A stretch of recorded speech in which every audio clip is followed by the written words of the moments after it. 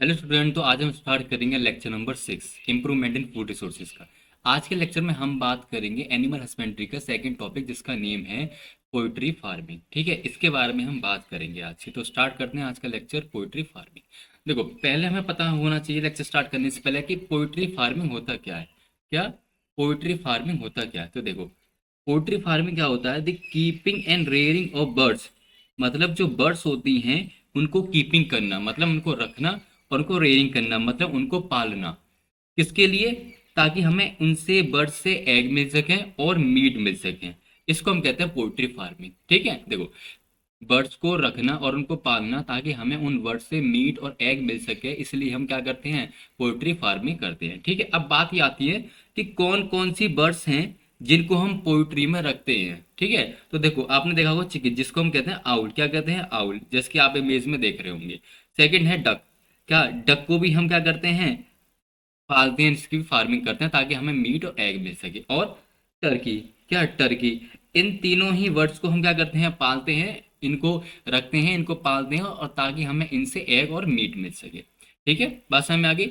अब हम बात करते हैं कि इस पोल्ट्री फार्म में हमें कौन कौन से टॉपिक्स पढ़ने हैं। ठीक है, तो देखो, पहला टॉपिक हम पढ़ेंगे ब्रीडिंग ऑफ पोल्ट्री। मतलब कि जो पोल्ट्री है, जो बर्ड्स हैं हमारी, उसमें कौन कौन सी ब्रीडिंग है। ठीक है, पहले हम पढ़ेंगे देसी ब्रीड के बारे में कि हमारे पास जो पोल्ट्री की जो ब्रीड है, वो देसी ब्रीड जो है कौन कौन सी हैं। फिर हम पढ़ेंगे इसी में ही एक्जोटिक ब्रीड। एक्जोटिक ब्रीड कौन सी होती हैं? वो ब्रीड होती हैं जिनको हम फॉरेन कंट्री से मंगाते हैं या फिर विदेश से मंगाते हैं। ठीक है, सेकंड टॉपिक हम इसमें पढ़ेंगे कि जो हमारी वैरायटी है, जो हमारी पोल्ट्री की वैरायटी है, उसको हम कैसे इंप्रूवमेंट करें। ठीक है, थर्ड टॉपिक में हम पढ़ेंगे कि जो हमारा एग और मीट का प्रोडक्शन है वो कब होता है और कैसे होता है। ठीक है, क्या पढ़ेंगे, प्रोडक्शन ऑफ मीट और एग। ठीक है, लास्ट टॉपिक है इसका पोल्ट्री मैनेजमेंट प्रैक्टिस। मतलब कि जब हम कोई भी अगर पोल्ट्री फार्मिंग कर रहे हैं तो हमें किन किन चीज़ों का ध्यान रखना चाहिए, जिससे कि हमारी जो मीट और एग है वो ज़्यादा से ज़्यादा इंप्रूव हो जाए और हमें ज़्यादा से ज़्यादा मिले। ठीक है, तो इसमें हमें चार सब टॉपिक पढ़ने, एक फीडिंग, शेल्टर, केयरिंग और डिसीज। फिर ये टॉपिक हमारा कंप्लीट हो जाएगा। ठीक है, तो आगे देखते हैं। देखो, अब बात ये आती है कि जो पोइट्री होती है ना, पोइट्री, ये दो तरह की होती है। कितने तरह की होती है? दो तरह की। पहला एग लेइंग पोइट्री।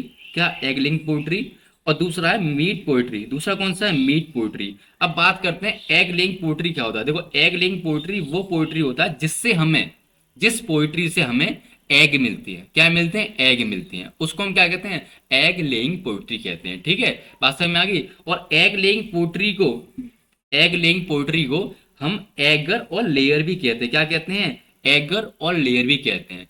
जैसे कि देखो, जो बर्ड, जिन बर्ड से हमें एग मिलते हैं ना, उन बर्ड्स को, उन पोल्ट्री को हम एगर या फिर लेयर कहते हैं। ठीक है, और जो ये एगर होते हैं, एगर और जो लेयर होते हैं, इनका यूज क्या है? इनका यूज ये है कि ये हमें गेटिंग एग, ये हमें क्या देती हैं? ये हमें एग देती हैं। ठीक है, और इनको हम डाइट कैसे खिलाते हैं जिससे कि ये ज़्यादा से ज़्यादा एग प्रोड्यूस करें और अच्छे से अच्छे एग प्रोड्यूस करें।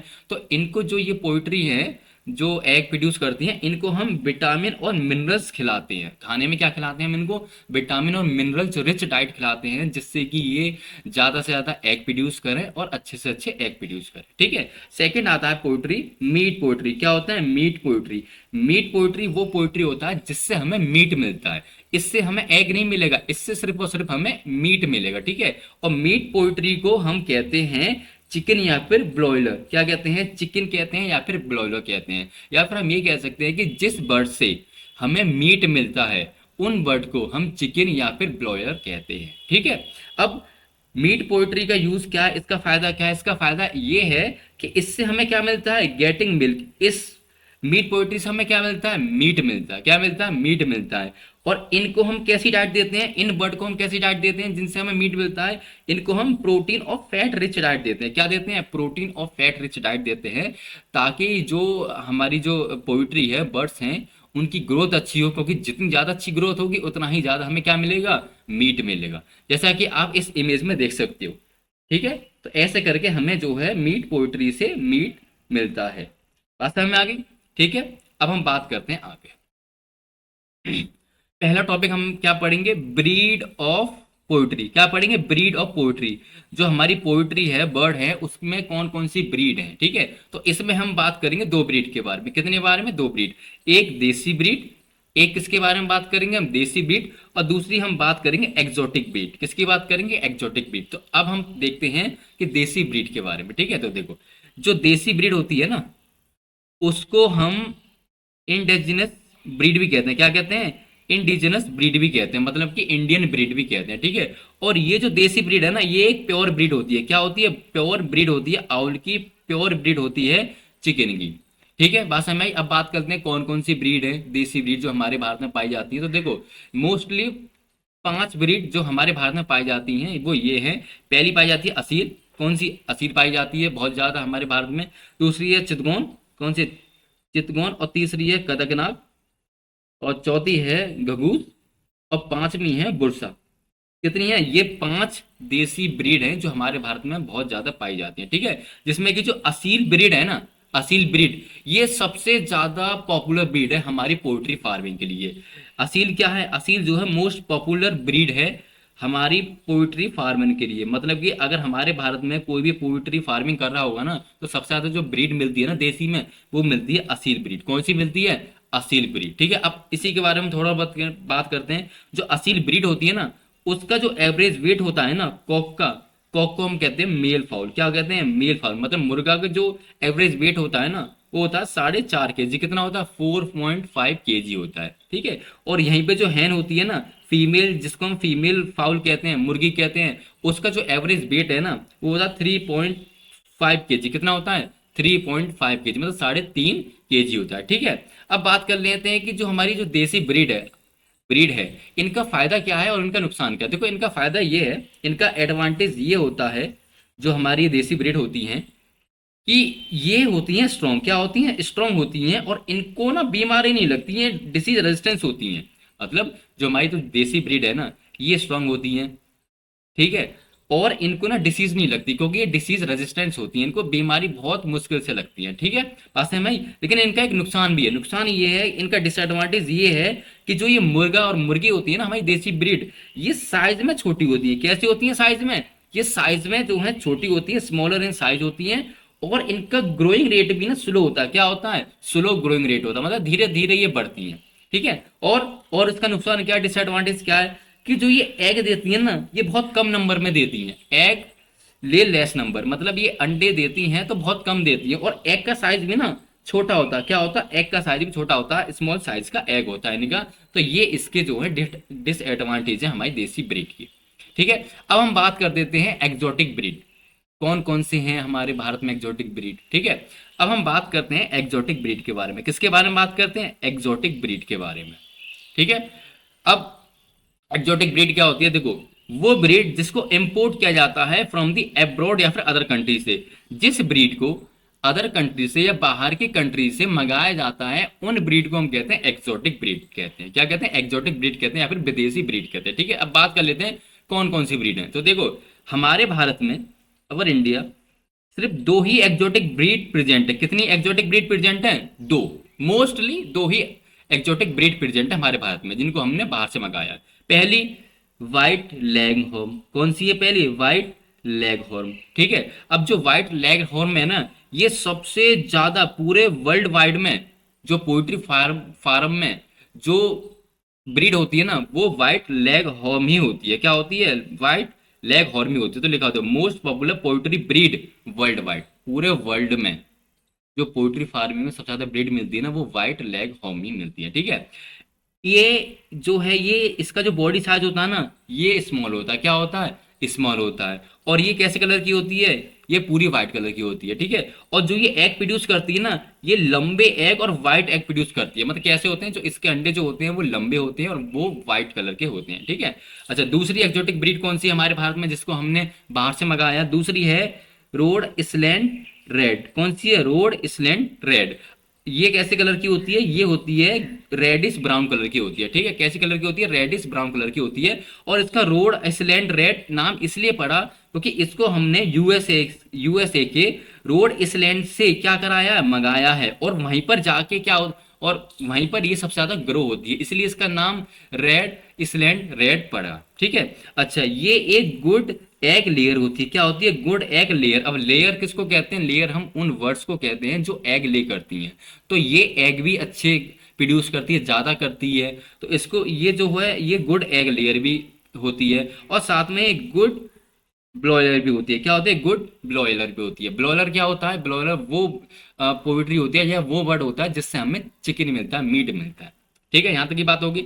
अब हम बात करते हैं कि जो हमारी पोइट्री की वैरायटी है उसको हम इम्प्रूव कैसे करें, क्या करें, इम्प्रूव कैसे करें। अब हम बात करेंगे इम्प्रूवमेंट ऑफ वैरायटी। किसकी बात करेंगे? Improvement of variety. ठीक है।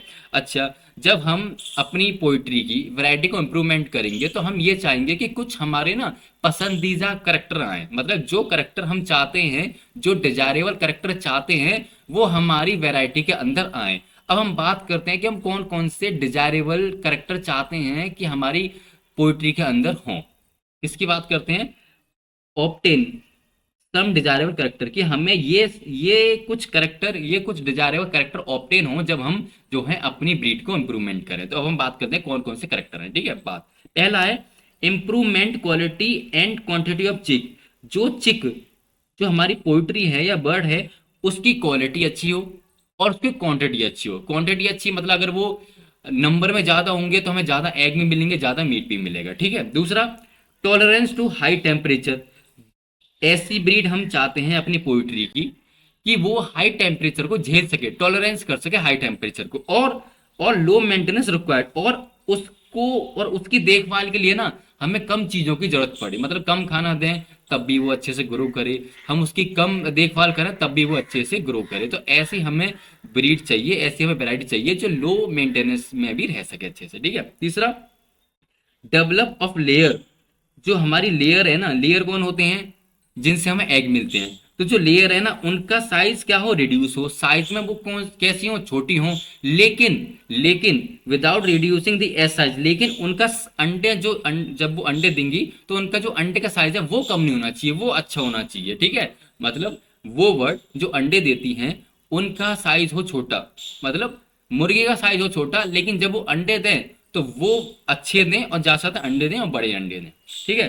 चौथा, हम क्या डिजायरेबल करते चाहेंगे? वही चाहेंगे जो ड्रॉप ब्लोयर पेरेंट है। अब ब्लोयर किसको कहते हैं? वो पोइट्री या वो वर्ड जिससे हमें मीट चाहिए। तो जो ब्लोयर पेरेंट जो होते हैं ना वो हो साइज में गट्टे, क्या हो? ड्रॉप हो। क्यों? अगर वो साइज में छोटे होंगे, गट्टे होंगे, तो उनकी रिक्वायरमेंट कम होगी, उनको खाना हमें कम देना पड़ेगा, और और वो जो है मोर चिक प्रोड्यूस करें, मतलब जो वो अपने बच्चे प्रोड्यूस करें, बच्चे और चूजे प्रोड्यूस करें, वो ज्यादा से ज्यादा प्रोड्यूस करें। ठीक है। लास्ट, सेकंड लास्ट क्या है? Fast growing blower breed. जो हमारी ब्रीड ब्लोअर वाली ब्रीड है जिससे हमें चिकन लेना है, वो जल्दी से जल्दी ग्रो हो, मतलब कम समय में ही वो ग्रो हो जाए, अच्छे से साइज अटेंड कर ले, अच्छे से वेट अटेंड कर ले वो, और फिर हम उसको मार्केट में सेल कर देंगे मीट के लिए। ठीक है। और जो हमारा लेयर है वो डेवलप करे हाई एग। अब लेयर क्या होते हैं? वो वर्ड्स या वो पोएट्री जो एग लेयर, एग प्रोड्यूस करते हैं, उनको हम कहते हैं लेयर। जो लेयर्स है ना वो हाई एग को प्रोड्यूस करे। हम ये सारे डिजायरेबल करेक्टर चाहते हैं जब हम अपनी वैरायटी को इंप्रूवमेंट करें। ठीक है।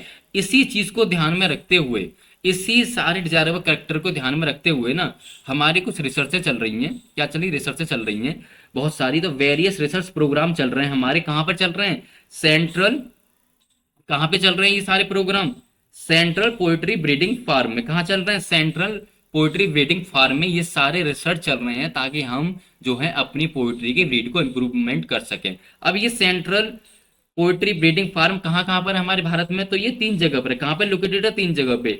एक मुंबई में भी है, भुवनेश्वर में भी है, और ये चंडीगढ़ में भी प्रेजेंट है। ठीक है। इन 3 जगहों पे जो है ये central poultry breeding farm present है, जहां पर रिसर्च चल रही है कि हम अपनी पोएट्री या वर्ड्स की वैरायटी को कैसे इंप्रूवमेंट करें जिससे कि हमें ज्यादा से ज्यादा प्रोडक्टिव मिले। बात समझ में आ गई? बात समझ में आ गई। अब हम बात करते हैं आगे।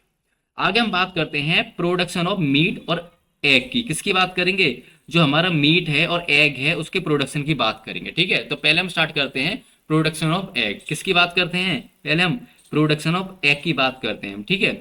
अब जो लेयर्स हैं, लेयर्स क्या होते हैं आप जानते हो? लेयर्स वो पोएट्री होती हैं या वो वर्ड्स होती हैं जो एग प्रोड्यूस करती हैं। अब जो ये लेयर्स होती है ना, वो स्टार्ट करते हैं एग प्रोड्यूस करना कितने टाइम बाद, जब वो 20 हफ्ते के हो जाते हैं तब वो एग देना स्टार्ट करते हैं। ठीक है। अच्छा, अब ये कितने टाइम तक एग एग प्रोड्यूस करते हैं, तो production period is around 5 days, 500 days, मतलब कि ये लगभग लगभग 500 दिन तक अंडे देते हैं। कितने दिन तक देते हैं? 500 दिन तक अंडे देते हैं। और देन जब ये अंडे देने बंद कर देते हैं, जब ये लेयर्स, जब ये मुर्गियां अंडे देने बंद कर देती हैं, तो इन लेयर्स को ना हम स्लॉटेड कर लेते हैं फॉर मीट के लिए। क्या कर लेते हैं? हम इनको मार देते हैं मीट के लिए।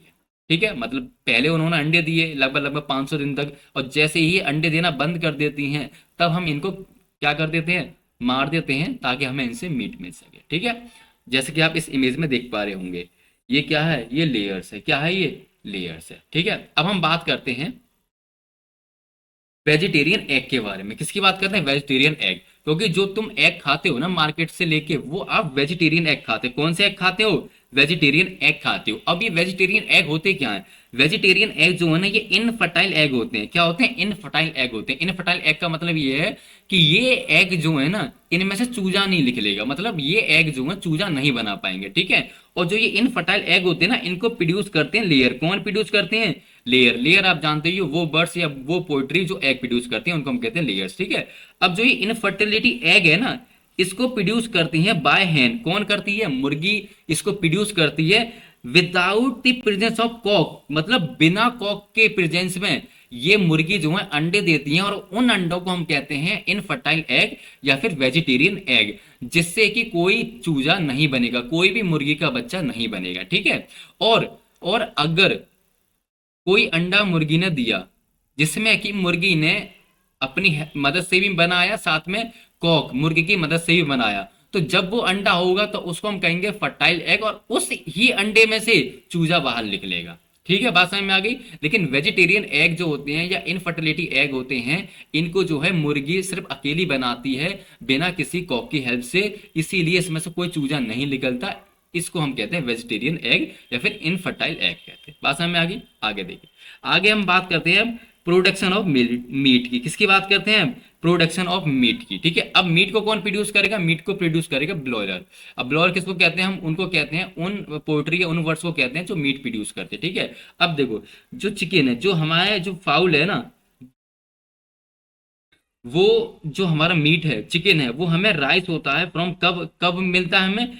जब जो है कोई भी मुर्गा या मुर्गी 7 या 8 हफ्ते की हो जाती है ना, और वो अटेंड कर ले कितना वजन, 400 ग्राम से लेके 1.5 kg तक, तब हमें जो है उस मुर्गी या उस मुर्गे से जो है हमें मीट मिल जाए। ठीक है, कब मीट मिलेगा? जब कोई बर्ड या कोई भी पोल्ट्री जो है 7 से 8 हफ्ते की हो जाएगी, और साथ में वो 400 ग्राम से लेकर 1.5 kg तक वजन हो जाएगा ना उसमें, तब जाके हम उसको मार के मीट लेंगे। बात समझ में आ गई। ठीक है, अब जो ये ब्लॉयर होते हैं ना, जिससे हम मीट लेते हैं, उनको ना हम कुछ अलग तरह की डाइट प्रोवाइड कराते हैं। कैसी डाइट प्रोवाइड कराते हैं? बहुत अलग तरह की। अलग तरह की मतलब उनको हम ऐसी डाइट प्रोवाइड कराते हैं जिसमें कि विटामिन रिच होता है। कैसा क्या होता है? उसको हम खाना ऐसा प्रोवाइड कराते हैं जिसमें कि विटामिन रिच होता है, क्योंकि विटामिन हेल्प करेगा उसकी अच्छी हेल्प में, जो हमारा फाउल है उसकी हेल्दी ग्रोथ में जो है हेल्प करेगा विटामिन, इसीलिए हम उसको विटामिन ज़्यादा खिलाते हैं। ठीक है, और उसको ना हम कुछ स्पेशल केयर भी प्रोवाइड कराते हैं, मतलब कि उसकी ढंग से हम देखभाल भी करते हैं उस फाउल की, उस चिकन की, ताकि ताकि वो अवॉइड मोर्टेलिटी, ताकि जो मरने की जो ताकि वो जो मर रहे हैं वो कम हो सके मरना उनका। मोर्टेलिटी जो रेट है ना उनका अवॉइड करते हैं हम, बहुत कम करते हैं। और जो उनके फेदरिंग है ना, जो उनके पंख हैं और कास्केट क्वालिटी है, उसको भी हम इम्प्रूव करते हैं। अब कास्केट क्वालिटी का मतलब होता है मसल्स। क्या होता है? मसल्स। क्योंकि हमें क्या खाना होता है? किसी भी मीट में मसल ही खा रहे होते हैं, तो हम चाहते हैं कि उसकी मसल की क्वालिटी अच्छे से अच्छी हो। ठीक है, और जब वो 7 से 8 हफ्ते के हो जाते हैं और 400 ग्राम से लेकर 1.5 किलो, 1.5 kg तक वेट अटेंड कर लेते हैं, उसके बाद हम उसको सोल कर देते हैं दी मार्केट। कहाँ भेज देते हैं उसको? हम उसको जो है मार्केट में बेच देते हैं, ताकि फॉर प्रोवाइडिंग अ मीट, ताकि हमें क्या मिल सके? मीट मिल सके। क्या मिल सके? मीट मिल सके। जैसे कि आप इमेज में देख पा रहे हो, ये अभी जो है ये ब्लॉयर है, अभी ये अच्छा है। अब जैसे ही इस ये 7 से 8 हफ्ते का होगा और 400 ग्राम से लेकर 1.5 kg तक जैसे ये वेट अटेंड करेगा, तब हम इसको किस में यूज़ कर लेंगे? मीट में यूज़ कर लेंगे। यहाँ तक बात समझ में आ गई। अब देखो आगे, अब हम बात करते हैं पोइट्री मैनेजमेंट प्रैक्टिस किसकी बात करते हैं? पोइट्री मैनेजमेंट प्रैक्टिस मतलब कि जब हम कोई भी अगर पोइट्री फार्मिंग ओपन करेंगे या उसको हम चलाएंगे तो कौन कौन सी चीज़ें हमें ध्यान में रखनी है जिससे हमारी जो फार्म है, जो पोइट्री फार्म है, वो अच्छे से अच्छा हो। ठीक है, जिस ज़्यादा से ज़्यादा हमें मीट मिले और ज़्यादा से ज़्यादा हमें एग मिले। तो देखो पहला हम पढ़ेंगे feed of feed for poetry मतलब कि जो पोइट्री होती है, जो वर्ड होती हैं, उनको हम क्या फीड कराएं जिससे कि हमें ज़्यादा से ज़्यादा अच्छा मीट और एग मिल सके। ठीक है, तो देखो जो पोइट्री का जो फीड होता है, खाना होता है, उसके अंदर क्या कंटेंट होता है? उसके अंदर कंटेंट होता है ऑल एसेंशियल न्यूट्रिएंट। जितने भी न्यूट्रिएंट चाहिए, जरूरी हैं किसी पोइट्री के लिए, वो सारे न्यूट्रिएंट प्रेजेंट होते हैं। जैसे कि कार्बोहाइड्रेट प्रेजेंट होगा, प्रोटीन प्रेजेंट होगा, फैट प्रेजेंट होगा, विटामिन्स प्रेजेंट होगा और मिनरल्स प्रेजेंट होंगे। ये सारे जो मिनरल्स हैं ये हेल्प करेंगे पोइट्री की ग्रोथ के लिए, ताकि हमें मीट ज़्यादा मिल सके और एग ज़्यादा मिल सके। और साथ में हम कुछ सीरियल्स मतलब कुछ दाल जो है अनाज भी देते हैं, जैसे कि गेहूँ मतलब वीट, मक्का, मेज, ज्वार, बाजरा और चावल, जिससे कि हमारी जो पोइट्री है उसका ग्रोथ रेट अच्छा हो। जैसे कि आप इस इमेज में देख रहे हो, हम क्या दे रहे हैं? इनको फीड दे रहे हैं। फीड के अंदर क्या क्या है? सारे न्यूट्रिएंट हैं और साथ में जो है अनाज भी है, जिसको खा के ये अच्छे से अपनी ग्रोथ रेट को सही कर लेंगे। ठीक है, अच्छा अब बात आती है, जो हमारी फीड है ना, दोनों की अलग अलग है। मतलब जो ब्लॉयर होते हैं ना, उनकी फीड अलग है। ब्लॉयर कौन होते हैं? वो बर्ड्स या वो पोल्ट्री जिससे हमें मीट मिलता है। ठीक है, उनकी फीड के अंदर क्या क्या कंटेंट होता है? उनको उनके जो हम खाना खिलाते हैं उनके अंदर कंटेंट होता है प्रोटीन और रिच फैट। मतलब कि उनकी जो डाइट होती है ना, उनके अंदर प्रोटीन और जो फैट है बहुत ज़्यादा होता है, जिससे कि जो है वो अच्छी ग्रोथ करें और उनका वेट इंक्रीज हो, उनकी मसल स्ट्रांग हो, ताकि जब हम उसको ऐसा मीट के तौर पर खाएं तो हमें जो है फायदा मिले, मतलब हमें भी क्या मिले? प्रोटीन और फैट ज़्यादा मिले। ठीक है, और दूसरा क्या होता है? लेयर्स। जो लेयर्स को हम फीड कराते हैं ना, उसके अंदर क्या कंटेंट होता है? जो लेयर्स को हम फीड कराते हैं उसके अंदर कंटेंट होता है विटामिन, मिनरल्स और वेरियस न्यूट्रिएंट प्रेजेंट होते हैं, ताकि ताकि अब वेरियस न्यूट्रिएंट क्या फर्क डालते हैं? क्या फर्क डालते हैं? जो एग है ना वो जल्दी से हैचिंग हो, मतलब कि जो मुर्गी का एग है, वो अंडा है, वो जल्दी से ब्रेक हो, जल्दी से फटे और उसमें से नया चूजा निकले। ठीक है, अब बात करते हैं दूसरी पोइट्री फार्मिंग प्रैक्टिस जिसको हम कहते हैं सेल्टर ऑफ पोइट्री। क्या कहते हैं? Shelter of poetry. सेल्टर का मतलब क्या? सेल्टर का मतलब ये है कि जो हमारी मुर्गी का घर है वो कैसा होना चाहिए, क्या क्या फीचर होने चाहिए। ठीक है, बात तो देखो, जो पोइट्री वर्ड है ना, उनका जो घर होता है ना, poultry birds are house in wire के। जो पोइट्री का जो शेल्टर होता है, उनका घर होता है ना, वो कैसा हो? वायर का हो। जैसा कि आप इस इमेज में देख पा रहे हो कि जो इसकी दीवार है ना वो कैसी है? वो वायर है। क्या है? वायर है। वायर से जो है उसकी दीवार कवर है। इनका सेंटर कैसा होना चाहिए? वायर केज, मतलब कि तारों का बना हुआ जाल होना चाहिए, ताकि प्रॉपर तरीके से सनलाइट आ सके और प्रॉपर तरीके से जो है हवा आ सके। ठीक है, जो कि शुड बी शुड बी जो कि जो उनका शेल्टर है, जो तारों का बना हुआ है, तारों के जाल से बना हुआ है, वो कैसा होना चाहिए? वो ड्राई होना चाहिए, बिल्कुल तरीके से सूखा होना चाहिए, क्लीन होना चाहिए, बिल्कुल साफ होना चाहिए और वेल वेंटिलेटेड होना चाहिए। वेल वेंटिलेटेड का मतलब है कि प्रॉपर तरीके से हवा आ जानी चाहिए। ठीक है, जैसे कि आप देख रहे हो इस इमेज में, अब ये जाल का बना हुआ है पूरा, तो इसीलिए इसमें से प्रॉपर तरीके से हवा आ सकती है, जा सकती है। ठीक है, और उसमें सफिशिएंट अमाउंट लाइट हो, मतलब जितनी अमाउंट की लाइट चाहिए एक पोइट्री वर्ड के लिए, वो पूरी अमाउंट की लाइट इनको मिले।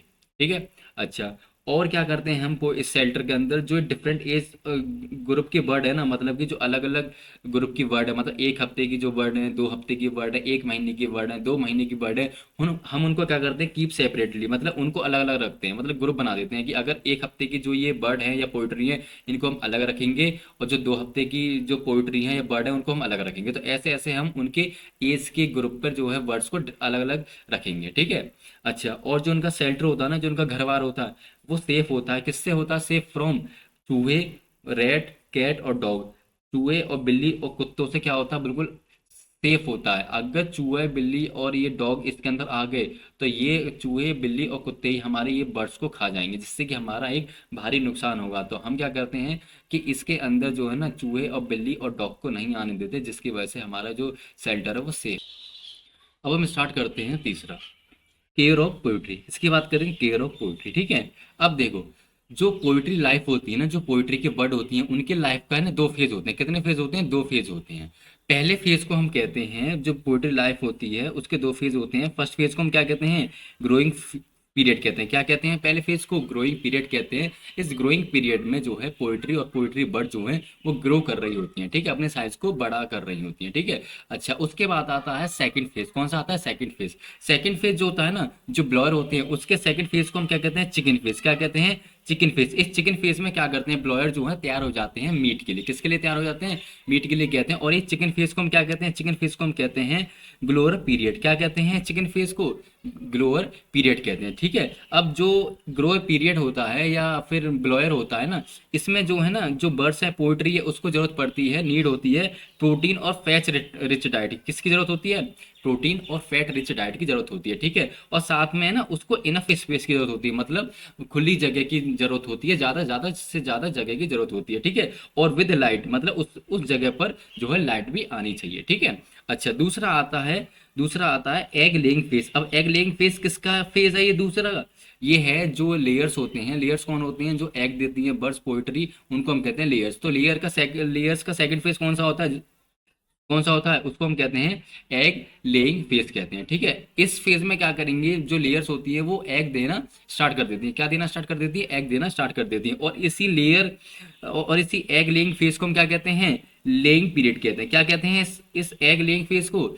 लेइंग पीरियड कहते हैं, ठीक है। अब इसमें किसकी जरूरत होती है लेयर्स को? इसमें जरूरत होती है विटामिन और मिनरल्स रिच डाइट। किसकी जरूरत होती है? विटामिन और मिनरल्स रिच डाइट की जरूरत होती है। और साथ में इनको भी इनफ स्पेस की जरूरत होती है, मतलब ज़्यादा से ज़्यादा जगह की जरूरत होती है, जिसमें कि प्रॉपर तरीके से लाइट आनी चाहिए, ठीक है। अब हम बात करते हैं फोर्थ की। फोर्थ है डिसीज ऑफ पोइट्री। क्या है?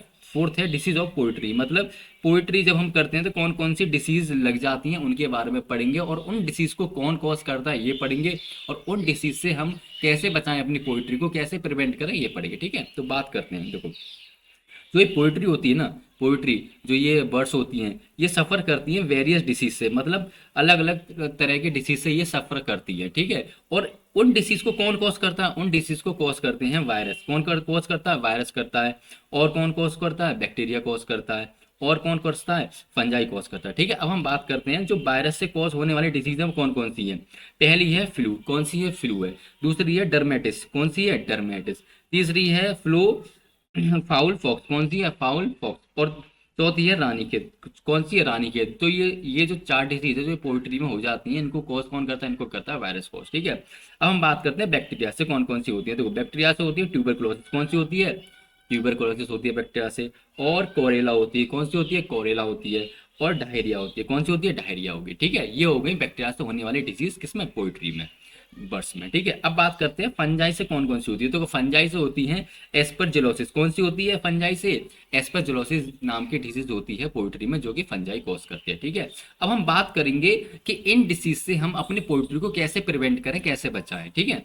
अब हम बात करते हैं कि इन डिसीज से अपनी पोल्ट्री को कैसे बचाएं, ठीक है। तो बात करते हैं prevention of the poultry disease, मतलब कि जो ये पोल्ट्री में जो डिसीज लगती है उनको प्रिवेंट कैसे करें, क्या इनको प्रिवेंट कैसे करें, ठीक है। तो कुछ स्टेप हैं, अगर आप उनको फॉलो करोगे तो आपकी जो पोइट्री में जो डिसीज होती है ना, आप उनसे बच जाओगे, पोइट्री को डिसीज वो लगेंगी नहीं। देखो क्या, पहले है तो प्रोवाइड करो एयरी शेल्टर, मतलब जो उनका घर है, जो उनका शेल्टर है ना, वो ऐसा प्रोवाइड करो जिसमें कि बराबर तरीके से हवा आनी चाहिए, मतलब हवा आ जानी चाहिए आराम से, ठीक है, ऐसा शेल्टर हो, ठीक है। दूसरा है कि shelter must be clean regularly, जो पोइट्री का घर है, शेल्टर है, उसको टाइम टाइम पे आप क्या करो, साफ करते रहो, क्या करो, साफ करते रहो। तीसरा है क्विक रिमूवल ऑफ एक्सक्रेटा, मतलब अगर जैसे कि पोइट्री की बर्ड है, उन्होंने वेस्ट प्रोड्यूस करा, मतलब एक्सक्रीटा करा, तो आप जो है उसको जल्दी से जल्दी रिमूव कर दो उस शेल्टर में से, ठीक है। चौथा है अप्लाई डाइल्यूट इंसेक्टिसाइडल सॉल्यूशन, क्या आप क्या करोगे, डाइल्यूट इंसेक्टिसाइडल सॉल्यूशन को अप्लाई करो किसमें, शेल्टर में। अब इंसेक्टिसाइडल सॉल्यूशन क्या होता है, इंसेक्टिसाइडल सॉल्यूशन जो है ये एक केमिकल होता है जिससे हम जो है इंसेक्ट को मारते हैं, क्या करते हैं, इंसेक्ट को मारते हैं। तो हम क्या करते हैं कि पहले केमिकल ले लिया, मतलब इंसेक्टिसाइडल सॉल्यूशन ले लिया, ठीक है, उसमें हमने डाल दिया पानी, क्या डाल दिया, पानी। पानी डालने से क्या होगा कि वो जो सॉल्यूशन है वो हो जाएगा डाइल्यूट, क्या हो जाएगा, डाइल्यूट। और फिर हम डाइल्यूट सॉल्यूशन को क्या करेंगे, डाइल्यूट इंसेक्टिसाइड सॉल्यूशन को अप्लाई करेंगे अपने शेल्टर में, ताकि जो है इंसेक्ट मर जाए। क्यों, क्योंकि इंसेक्ट भी जो है डिसीज कॉज करते हैं हमारी पोल्ट्री में, ठीक है। लास्ट स्टेप क्या, लास्ट है कि आप वैक्सीनेशन कराओ एट द रेगुलर इंटरवल, मतलब कि टाइम टाइम पे वैक्सीनेशन कराओ, टाइम टाइम पे टीकाकरण कराओ अपनी पोल्ट्री को, मतलब बर्ड्स को, जिसकी हेल्प से जो है जो पोइट्री है, जो बर्ड है, उनका इम्यून सिस्टम स्ट्रांग बनेगा, और इम्यून सिस्टम ही जो है डिसीज से अगेंस्ट, मतलब बीमारी के अगेंस्ट लड़ता है। ठीक है, तो ये हो गया हमारा आज का लेक्चर पोइट्री फार्मिंग। ठीक है, अब हम बात करेंगे इसके, अब हम बात करेंगे, दो लेक्चर और रह गए हमारे इस इम्प्रूवमेंट इन फूड रिसोर्सेज के, बी फार्मिंग और फिश फार्मिंग। उसके बाद हमारा ये चैप्टर कंप्लीट हो जाएगा। ठीक है, अच्छा, अगर आपको ये लेक्चर अच्छा लगा हो, मतलब पसंद आया हो, आपको अगर इससे कुछ हेल्प मिली हो, तो आप सब्सक्राइब कर देना, लाइक कर देना, कमेंट कर देना और अपने फ्रेंडों को शेयर कर देना। Okay, thank you.